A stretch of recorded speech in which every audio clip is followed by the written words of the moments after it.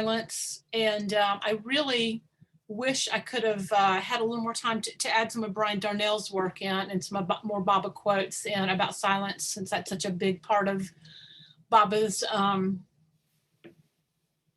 zeitgeist that he shared with us, just maintaining silence. What a gift that has been to me, and I know a gift to so many other people. So if you would like to add some of Baba's quotes in about silence today, please jump in and do that. And I'm hoping Farishte will come on at some point in time and share some of the Hafez work that she's been doing around silence. I did not have a chance to look at it too much Hafez, but I am bringing a little Hafez in tonight. Shall I just jump in, or does someone else have some poetry about silence that they would like to start with? No, you started off. I don't have anything about silence. Okay, I'll start. So I have this lovely anthology of poetry called The Enlightened Heart. It's edited by Stephen Mitchell, and it's been a book that I've really enjoyed exploring. And so these are Chinese poets who are so good at discussions about silence. And some of these poems, don't mention the word silence, but they just feel like they have the energy of silence in them. When I'm teaching poetry classes, one of the assignments is I pass out a bowl with qualities written on pieces of paper, like peace and wisdom and silence, and then you have to write a poem with that word without using the word in the poem, and then we have to guess what the word was. So it's a great practice. And so this one is by Lao Tzu, and it starts, the Tao that can be told is not the Tao or the Tao. The name that can be named is not the eternal name. The unnameable is the eternally real. Naming is the origin of all particular things. Free from desire, you realize the mystery. Caught in desire, you see only the manifestations. Yet mystery and manifestations arise from the same source. This source is called darkness. Darkness within darkness, the gateway to all understanding. I love the way really you can correlate darkness with silence. They're kind of the same thing. Could you read that last part again? Oh. Maybe the last two lines. Free from desire, you realize the mystery.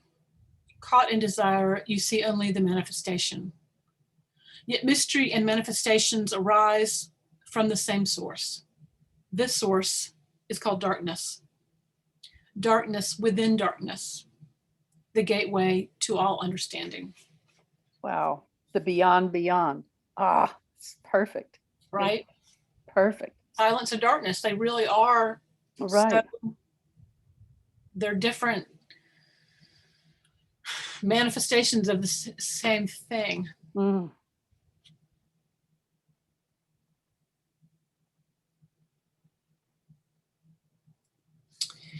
This is from a poet named Li Po from the 700s, Chinese poet. You ask me why I make my home in the mountain forest, and I smile. I am silent, and even my soul remains quiet. It lives in the other world, which no one owns. The peach tree blossoms, the water flows. Wow. I know, right? I can just see those wonderful paintings. I know. Is that like a haiku? It's longer than a haiku. Haikus are usually 3 lines, but this one is 7 lines, so it doesn't quite hit the haiku form, but it feels like one, doesn't it? Yeah. Sort of. Well, haiku is Japanese, anyway. Only the Japanese would have come up with that form, limiting it to a number of syllables and lines and so forth. But that was really, I know. it had timing to it and everything, I very know. much like a haiku. I know. This one is by a poet named Tu Fu from the same period of time, the 700s. This is a poem written on the wall of a hermitage. It is spring in the mountains. I come alone, seeking you. The sound of chopping wood echoes between the silent peaks. The streams are still icy. There is snow on the trail. At sunset, I reach your grove in the stony mountain pass. You want nothing, although at night you can see the aura of gold and silver ore all around you. You have learned to be gentle as the mountain deer that you have tamed. The way back, forgotten, hidden. I become like you, an empty boat floating. That's beautiful. That's beautiful. So good.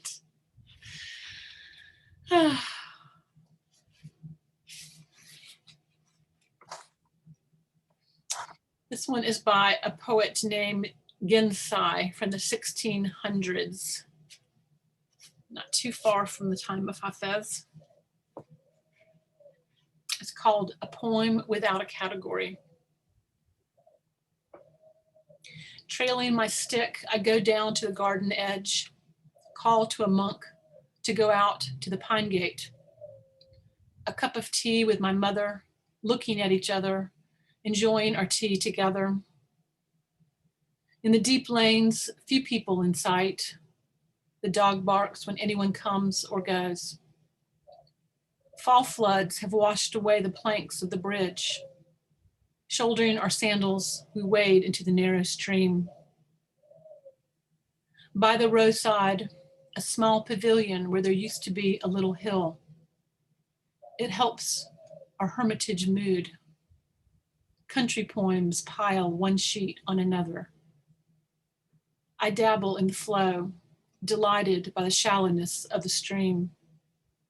Gaze at the flagging, admire how firm the stones are. The point in life is to know what's enough. Why envy those otherworld immortals?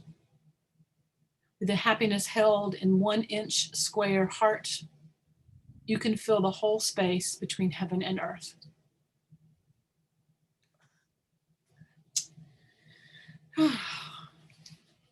That's really amazing. So good. Here's the. That's like Walt Whitman, Eat Your Heart Out. I'm sure he read the Oriental poets. Yes, I think you're right. That's beautiful. So I wanted to read you some John O'Donohue, which we haven't really read before. I'm really a fan of his prose. He's actually a poet as well as a prose writer. I think we mentioned him in the past. He was a Catholic priest who left the church after the revelations that happened in the 80s and 90s. And this is a book he wrote about beauty. And you would think it'd be hard to write a book this thick about the word beauty, but this book to me is so good that I can't quite get through it. Like I read one page and I just stop because I need to think about it for the next 4 days. So this is a small treatise he wrote about music as the dream of silence. And it's not a poem, but to me his work feels like poetry, even though in fact it's prose. It is strange that although we cannot see or touch music, it evokes and creates such a clear and sure world. Especially at orchestral concerts, I have often been struck by the question, where does music actually dwell?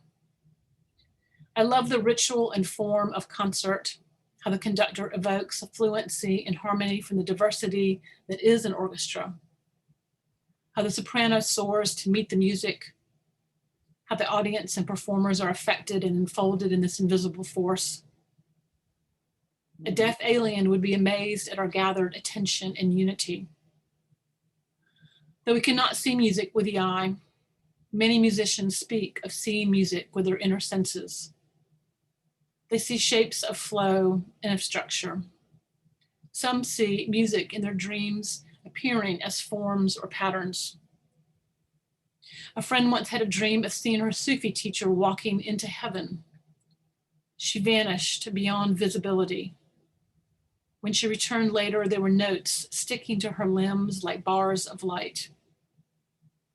For a while, she'd been walking in the other land where the stuff of music grows naturally. There is a sense in which music is a homecoming. As we slip below the surface mind, below the flotsam of the surface world, we travel to our true level, where the deep silence of identity, that silence that holds the mind in poise, is reached and embraced by music. Like the flow of some primal wave, music has the confidence of an originary force. Once evoked, it knows where the deepest source awaits. Ravel said music is dream crystallized into sound. Mm. Music is the surest voice of silence. From the beginning, silence and sound have been sisters. Music invites silence to its furthest inner depths and outer frontiers. The patience in which silence is eternally refined could only voice itself in music. Music and silence are like lovers who gaze at each other and long for each other. Schubert once said, all music begins and ends in silence. The secret of Schubert is how he sculpts silence with sound. The dream of silence is music. Though the content may be full of sorrow or pathos, music seems to desire a certain lightness and playfulness. Physically, as sound, it continues to music to move and flow. Perhaps listening to music renews the heart precisely for this reason. It plumbs the gravity of sorrow until it finds the point of submerged light and lightness. Listening to music stirs the heavy heart. It alters the gravity. Unconsciously, it schools us in a different way to hold sorrow.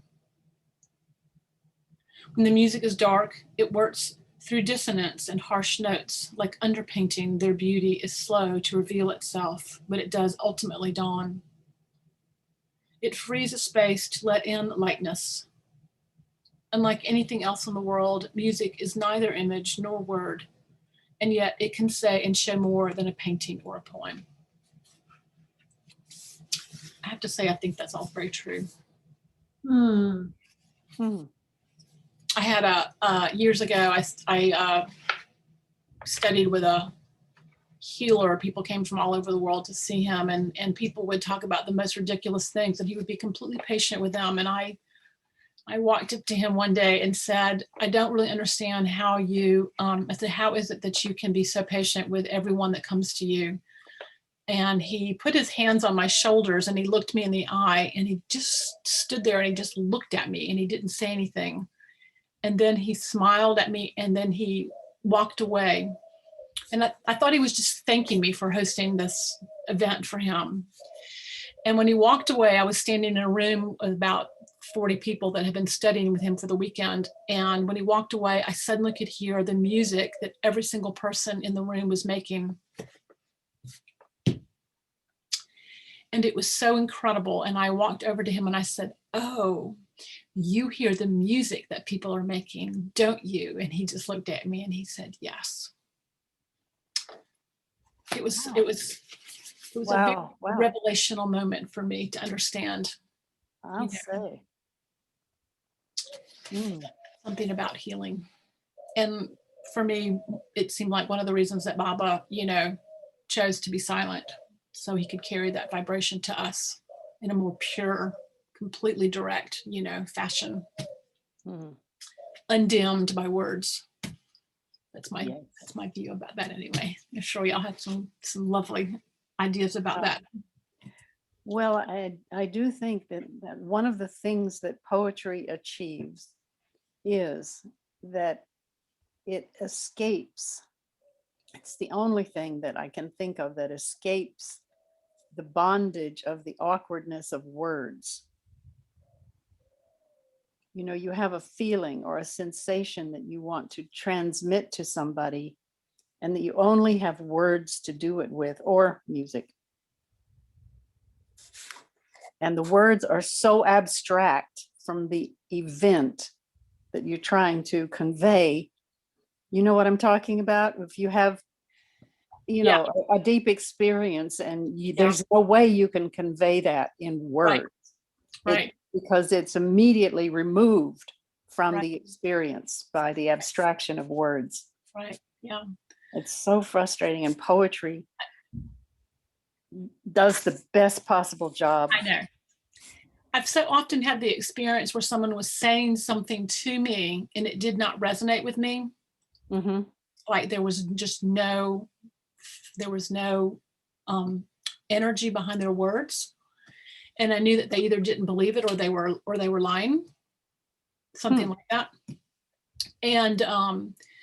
And I remember when I first started working with Native American elders, I was too shy to tell them what I was really doing. I didn't somehow feel comfortable saying, you know, I'm here to record your spirituality and in images and words. I wasn't able to say that to them. So I would tell them why I was there, and it was this long story, but it wasn't true because I was too scared to tell them the truth. I would say things like, well, I'm really here to document your culture, but really I was there to document their spirituality. And several times the elders, when I would be talking, they would be kind of looking at the air around me. They'd kind of be looking behind me. And at first I was like, what are they looking at? And I finally realized they were trying to hear what it was I was really saying, because they knew I wasn't saying what the complete truth was, and they wanted to hear the complete truth. Yeah. And they knew that was the way they could do it. They were looking behind you.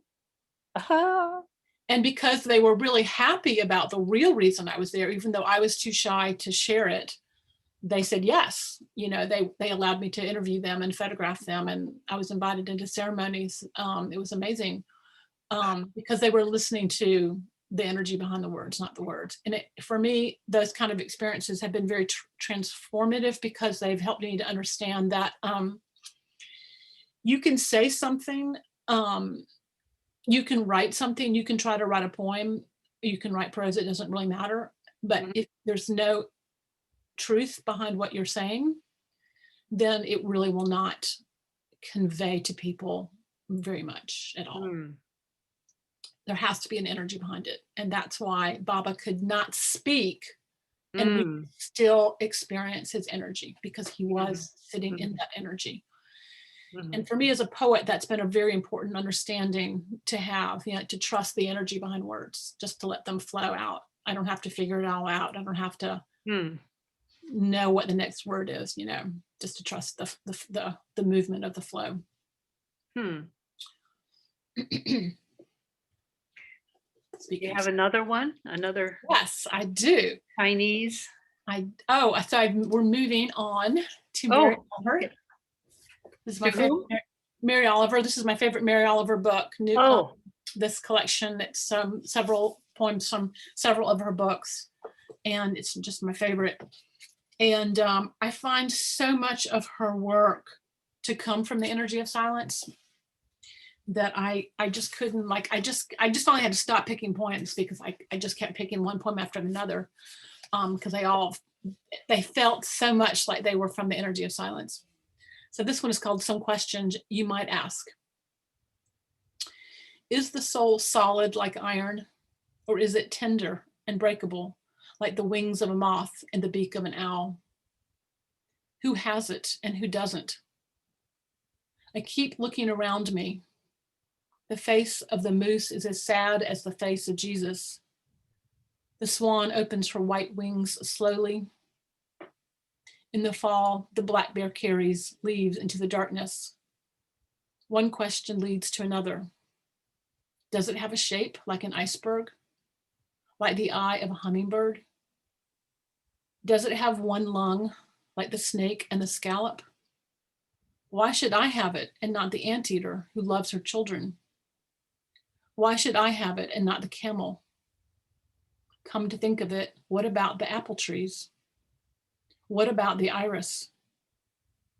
What about all the little stones sitting alone in the moonlight? What about the roses and the lemons and their shining leaves? What about the grass?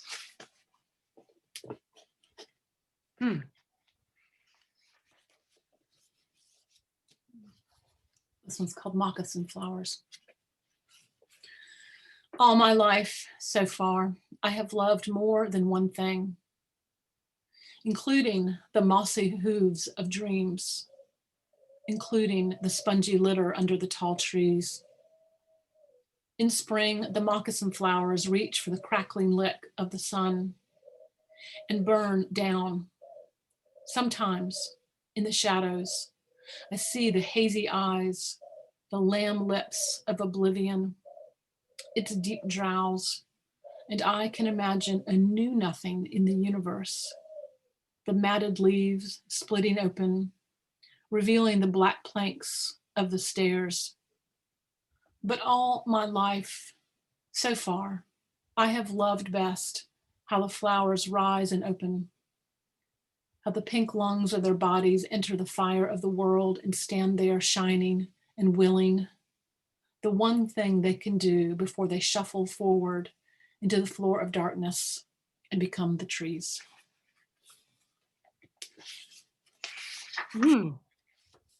Wow. That was a journey. That was a little trip. Yeah, she's good at that. Yeah. This one's called The Buddha's Last Instruction. Make of yourself light, said the Buddha before he died. I think of this every morning as the East begins to tear off its many clouds of darkness, to send up the first signal, a white fan streaked with pink and violet. An old man, he lay down between the two sala trees, and he might have said anything, knowing it was his final hour. The light burns upward. It thickens and settles over the fields. Around him, the villagers gathered and stretched forward to listen. Even before the sun itself hangs disattached into the blue air, I am touched everywhere by its ocean of yellow waves. No doubt, he thought of everything that had happened in his difficult life. And then I feel the sun itself as it blazes over the hills like a million flowers on fire. Clearly, I'm not needed. Yet I feel myself turning into something of inexplicable value.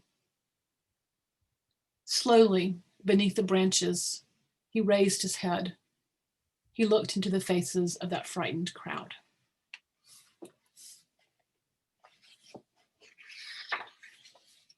Does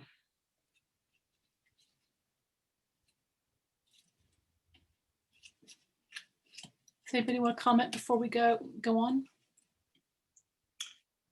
That one was interesting. I love that one because it made me really seriously think about what would Buddha have said. You know, suddenly I'm like, oh my gosh, what would he have said? And how much the people who loved him and relied on him as their teacher must have been so sad and scared when he left, you know, like suddenly our teacher is leaving. I know that people were sad when Baba left, but I wonder if they were also scared, like, what are we going to do now? You know? Sure. Mm-hmm.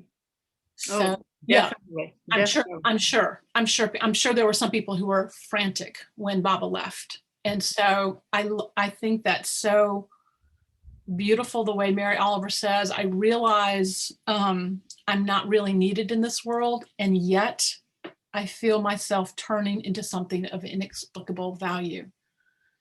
There's something for me that's really the point of the poem that I get from it, is that we recognize how we're nothing and we're also something if we want to be something. And that here's this master who has seen the openness of the world, and yet his followers are still frightened. It just reminded me of the sort of the all and the nothing Mm. that we're surrounded by. Mhm. I don't know. How did you all feel about that poem? Do you mean to read it again? I did. Yeah, would you? Yeah, read maybe. them? Yeah. It was kind of unexpected, wasn't it? Especially for Mary Oliver. You think she's going to give you a nice ending, because she normally does. Well, that wasn't a bad ending. It was just No, it was just a little the bit whole like, thing of value and eh, yeah, okay, I'll read it we again. are nothing, but we are also everything Yeah. from my point of view. That's a good book title. I think it's been done. The everything and the nothing. Are You're nothing. right, Elaine. Yes. Oh well. Yeah, go ahead, dear. All right, are you done? Oh yeah. I was just laughing. Yeah. Make of yourself a light, said the Buddha before he died. I think of this every morning as the East begins to tear off its many clouds of darkness, to send up the first signal, a white fan streaked with pink and violet, even green. An old man, he lay down between two solid trees, and he might have said anything, knowing it was his final hour. The light burns upward. It thickens and settles over the fields. Around him, the villagers gathered and stretched forward to listen. Even before the sun itself hangs, disattached in the blue air, I am touched everywhere by its ocean of yellow waves. No doubt, he thought of everything that had happened in his difficult life. And then I feel the sun itself as it blazes over the hills like a million flowers on fire. Clearly, I'm not needed, yet I feel myself turning into something of inexplicable value. Mm. Slowly, beneath the branches, he raises his head. He looks into the faces of that frightened crowd. It's really quite brilliant, isn't it? Mhm. The way she weaves the sun coming up over her head into the whole story about Buddha, and she weaves them together. Mhm. I just think it's brilliant. Yeah, it is. It really is. Again, the imagery. I always love the imagery, the pictures that are created in your mind. Well, Yeah. and also like the difference between the sun rising and his life dimming. Yeah, Mhm. that's a good point.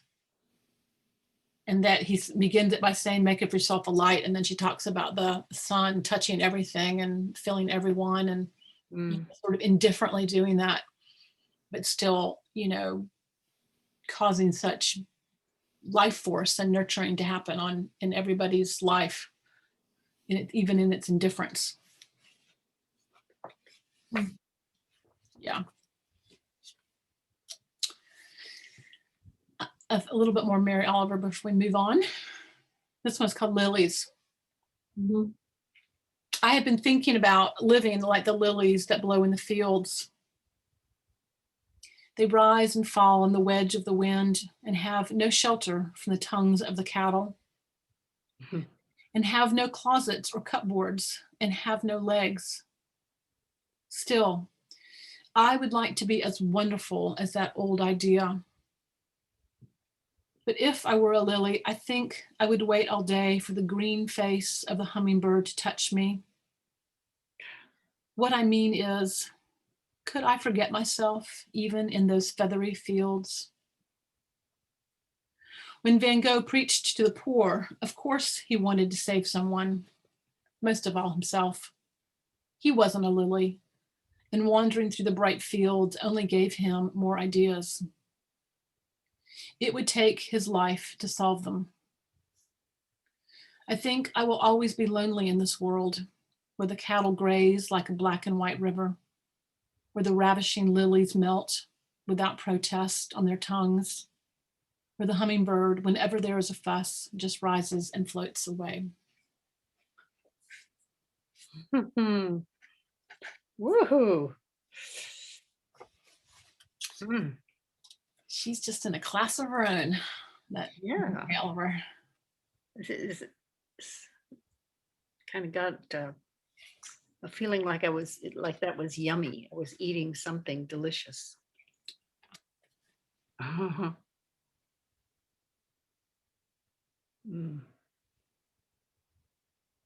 What did Jesus say about the lilies? Oh, be ye as the lilies of the valley. See how they neither toil nor suffer. Right. Mm.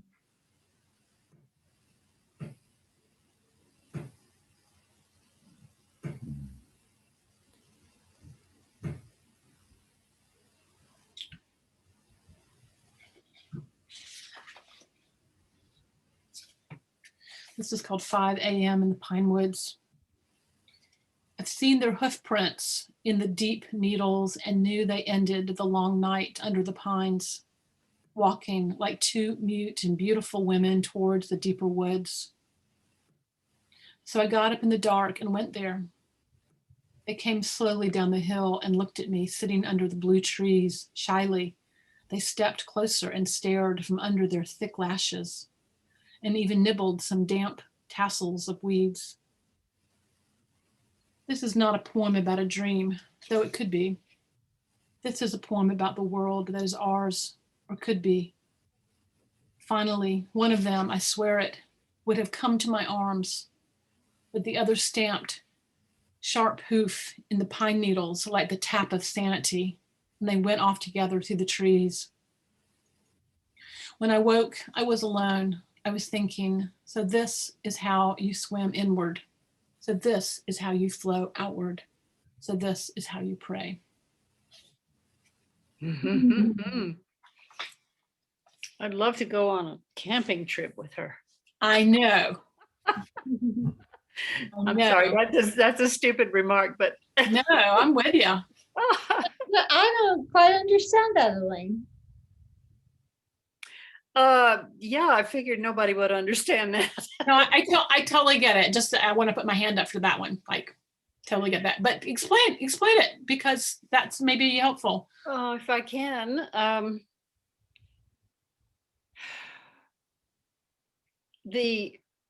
First of all, she chose the imagery of the horse, and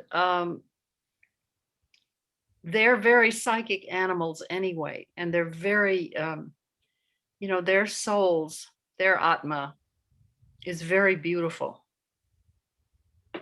to be in the horse state, and we've all been there, and the way the hoof leaves its impression and as they were walking, and the way they communicated with each other, and the whole imagery of the forest. I just wanted to be with her in that place. I would love to have gone to that meadow at the edge of that forest with her. Yeah, me too.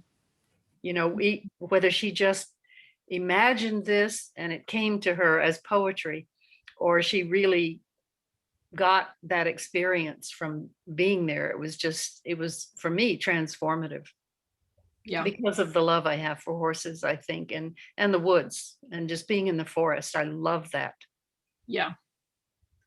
Yeah, the way animals can really respond to us, I think, is a pretty profound experience. She actually wrote a poem later in her life about something that really happened. She fell asleep, in where she lived in Massachusetts, and she woke up and there was a deer knuckling her hand. She said it was one of the most profound Oh, wow. experiences I know in her life. And oh yeah, when I first started to write poetry, the night that I first started to write poetry, I had a dream that I was in a pond of water alone, and there was a bear in the pond with me, and only our heads could be seen, and we had locked eyes with each other, and we were like sending these messages back and forth to each other through our eyes. And I woke up and I knew it had something to do with poetry, and I just knew it was profound, but I didn't know exactly what it meant. It didn't need to know, but I always knew that if I ever met a bear, that's exactly what I would do. So a couple of months ago, I was mushroom hunting near my property, and my friend said, what should we do if we see a bear? She was from the city. I was like, we're not gonna see a bear. About 10 minutes later, I hear this noise. And I'm like, it's either a deer or a bear. And this bear comes tearing out of the woods right towards us. Oh my God. And so we're just standing there with our little bags of mushrooms over, like not like our eyelashes are not moving because, you know, we had heard like if you meet a bear, don't move. But I said, oh, this is my chance. So I like lock eyes with the bear.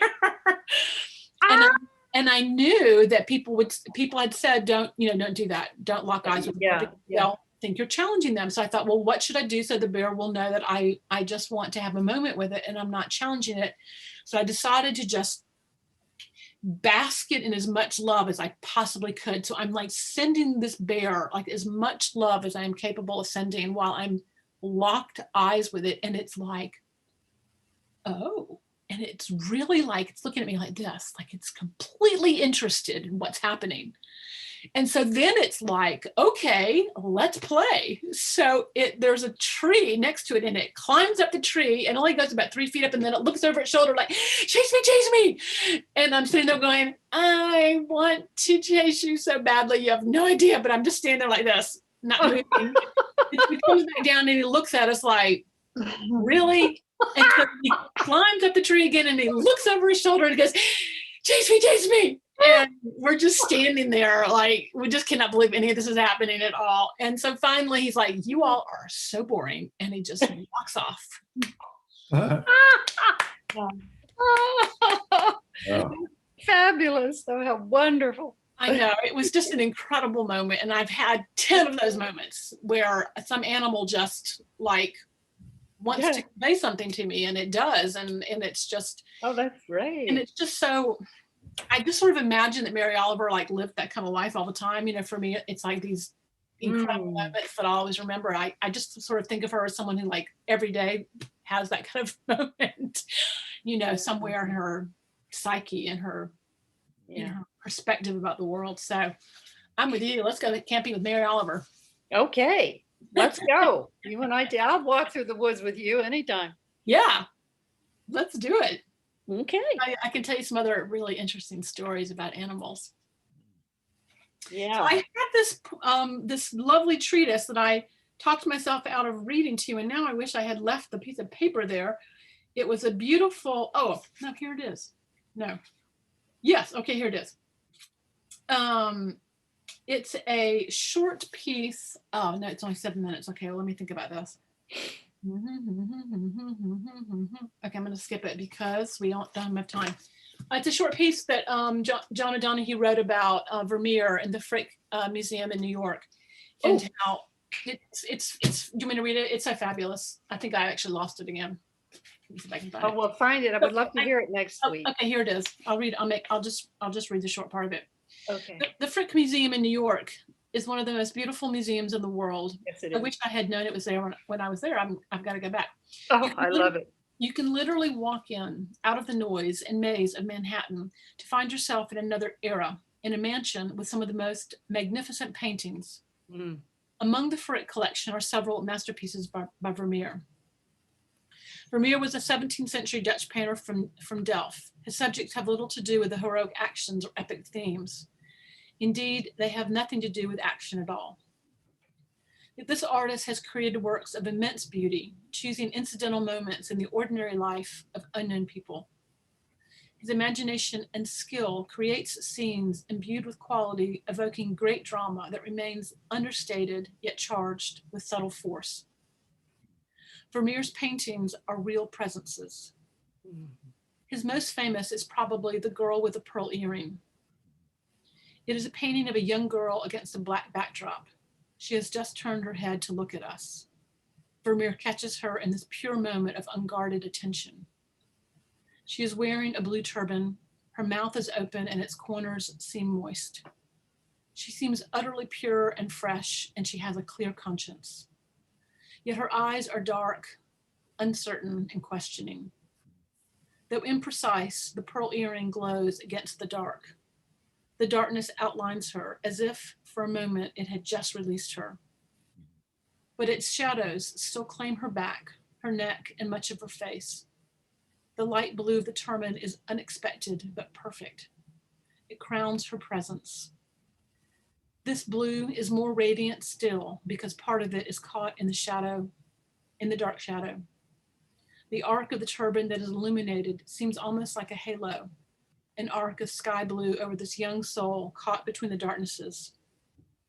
That stillness of blue seems to know more already than her life voyage will ever discover. Vermeer achieves the portrait of innocence caught in a moment by questioning wonder, a bright moment hung perfectly from the dark. Vermeer's paintings are visual poems. On a small canvas, he can evoke the inner world latent in a suspended moment. He manages to slow time down until transparent stillness envelopes the scene. In that stillness, the multiple futures of the scene are caught in the glimmer of their as yet unchosen possibility. The colors are always subtle and the composition is simply exquisite. You forget that you are looking at a flat surface and that a painting is merely an illusion made with paint. Vermeer brings you right up close and allows you to peer into a scene that has the visual integrity of reality. The scene is utterly ordinary, and it is the delicate creation of this deception of ordinariness that is one of his greatest achievements. Sort of like the Chinese poetry we've been reading. It seems to be completely natural. The figures seem so securely there. It is as though we are permitted to lift a veil and glance in at lives that exist without us. That's a really amazing statement. Each scene is unforced. Vermeer invests them with a tranquility which invites and confirms our instinctive trust. Someone once said that the introversion of Bach's music echoes the introversion of Vermeer's paintings and their ineffable visual music. So he goes on to talk about sculpture. I know, right? So good. Like Well, every page. Vermeer is my very favorite Oh, painter really? from that whole period, and he painted so few paintings. And when I was in Amsterdam, I saw some, and then there's some at the Frick, and there's some at the Met in New York. I've seen every one that was available to wherever I was. I just totally love Vermeer. There's a movie called The Girl with the Pearl Earring, which created a whole storyline about this. I have not seen that. Oh, you haven't? Oh my God, find it on Netflix or Amazon somewhere and see it. Oh my God, you will die. It was so wonderful. I will put it on my so That's definitely a must see. I must Absolutely. Oh, hi, Fresh Day. Hi, darlings. Thursday. Yay. Hey. We were just talking about Vermeer, and I can't see what's on there, but is it Hafez's tomb? Where? Is the image up? Is it Hafez's tomb that's up?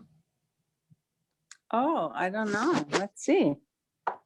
It should be. Yeah, it sure looks that way. Yeah, that's the tomb of Hafez. I just wanted to move from his comments about painting, and then he actually goes on to talk about sculpture and architecture, which we will not have time to go over. But I wanted to then as you know, that several people have really taken it upon themselves to make Hafez's tomb, which had fallen into disrepair, into a real shrine. And as you know, Baba had something to do with that. He set up a perpetual trust to make sure that all of these trees and things that are there were taken care of. And so I want to, since we're Fair Day, that was perfect timing because this is a panoramic image of the tomb of Hafez. I think there's something so important about architecture. It's really a silent form of art, of course, but it has such an impact on us. And Farishay, if maybe you can read some Hafez for us after we've looked at these fabulous images of Hafez's tomb. Here is actually the inside of his tomb. I actually tried to go there with a friend, and we were told we were not allowed to go, that it was too dangerous. But I so wanted to go, I can't tell you. Why was it dangerous? Because we were Americans and it's in Iraq.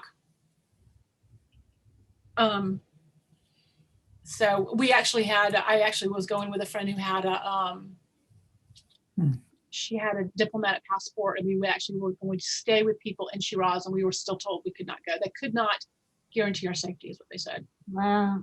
Yeah. So this is, and Laura, last name is escaping me, has painted Hafez's tomb, but this is the, I can't see what's up, but I'm hoping it's this beautiful Islamic pattern. Is that up now? Mm-hmm. Yes. That is the inside of the ceiling. Yeah, yeah, Isn't that fantastic? it's mosaic. Yeah, it's all mosaic. Here it is at night, which is just stunning. It's just, to me, it's stunning. Mm-hmm. And this is the, it's a very important shrine that I would love to go to. So Fairstay, since you're here, would you like to share a Hafez poem with us and to bring us to close?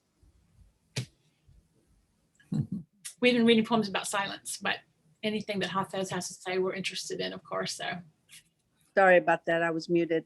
I was actually scurrying home to get to your meeting today because I had, is it about silence? Yeah. So I had picked out one of mine that I wanted to share with you, and then I can close it with a Hafez. Thank you. Jai Baba.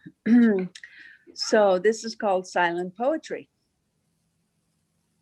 Sometimes you may find me staring at an empty page for hours on end, motionless, seemingly lifeless, with no urge to scribble another word. You might then wonder if I have run out of words, if I have become void of the kind of inspiration that gives rise to poetry. You might perhaps assume that my muse has run dry, that I have become stuck in a state of writer's block. But what you may not have considered is the possibility that what you are unwittingly witnessing may very well be the carefully guarded secret of mystics, that silence is the only befitting language between lovers. Lovely. Ooh, Wow. I like it. Thank you. Thank you. So there was a few others. I just skimmed through my poetry, but I will share a Hafiz with you now. Stop.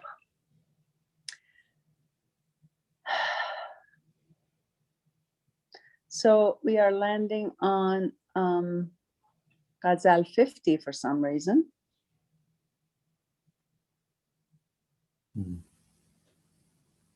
It would be nice if I could kind of look for the word silence, but this is the one, I guess. I swear on Khwaja's life. Khwaja is another word for Hafiz. I swear on Khwaja's life, an ancient decree and our enduring covenant, that my daily morning companion is your praise and remembrance. The torrent of my tears, which puts Noah's storm to shame in ferocity, was not capable of erasing your love from the tablet of my heart. Come and make a trade and purchase this broken heart. As broken as it is worth more than 100,000 whole ones. I have become a wanderer of mountains and alleys because of your love. I have become a wanderer of mountains and valleys because of your love, yet you have no mercy to loosen the binding of the chain. Don't blame me for being in ruination, because the master of love tied my destiny to ruination from the very beginning of time. O heart, do not cut off your greed for the endless grace of the friend. Since you bet on love, lose your head swiftly and without fear. It was right for the ant to speak out boldly its displeasure of Asaph. Khadija too lost that treasured ring, but searched and found it again. Strive for honesty that the sun may dawn from your very breath. Strive for honesty that the sun may dawn from your very breath. Sunrise has turned dark with shame from the deceit of the false dawn. Hafez, do not be heartbroken, expecting loyalty from the sweethearts. It is not the fault of the garden that this plant does not grow. Jai Meher Baba. Mm, wow.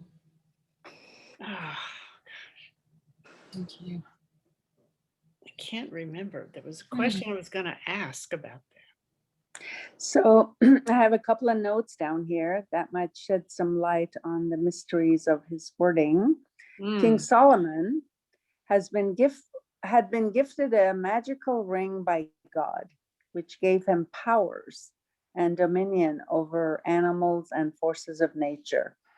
He used to entrust a ring to his attendant Asaph before his daily bath. One day, the devil, disguised in the form of Solomon, came and took the ring from Asaph and sat on the throne, pretending to be the king. Asaph failed to go searching for the ring to get it back.